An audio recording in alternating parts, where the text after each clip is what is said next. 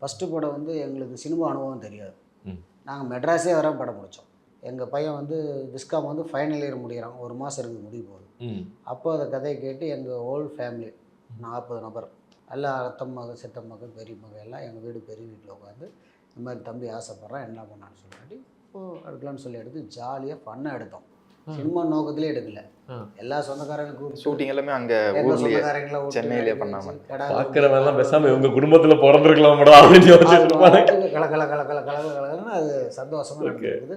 Post ப்ரொடக்ஷன்லேருந்து எது வரைக்கும் நாங்கள் இங்கே வரல, எல்லாமே பண்ணி முடிச்சாச்சு. இதெல்லாம் பண்ணிவிட்டு தேட்டருக்குள்ள என்ன சொல்லிட்டாங்கன்னா, புதுமுகத்துக்கு படம் டிக்கெட் வராது, ஒரு 50 டிக்கெட் நீங்கள் வாங்கிட்டு தான் உள்ளே விடணும். நான் ஒரு தேட்டர்லேயும் அவர் ஒரு தேட்டர்லையும் நின்றுட்டு டிக்கெட் ஃப்ரீயாக உள்ளே போங்கன்னு சொல்கிறேன். அந்த ஷோக்கு யாரும் போக மாட்டேங்கிறேன். அப்போ எனக்கு அது பெரிய ஒரு தோத்துட்டங்கிறதுக்கு நான் கேள்விப்படலை. நாம் ஒரு வருஷம் கஷ்டப்பட்டு இவ்வளோ சந்தோஷமாக படம் எடுத்துட்டோம், ஆனால் இங்கே வந்து இவ்வளோ அவமானப்படுத்துகிறாங்களே அப்படிங்கிற ஃபீல் எனக்கு வந்து ஆணித்தனமாக இருந்துச்சு. டிக்கெட் கொடுத்தும் யாரும் வந்து வாங்கல. அந்த ஷோக்கு எப்படி வரும், வேலைக்கு போகிறத பார்ப்பானா, ஆமாம், ஷோக்கு போகிறத பார்ப்பான்.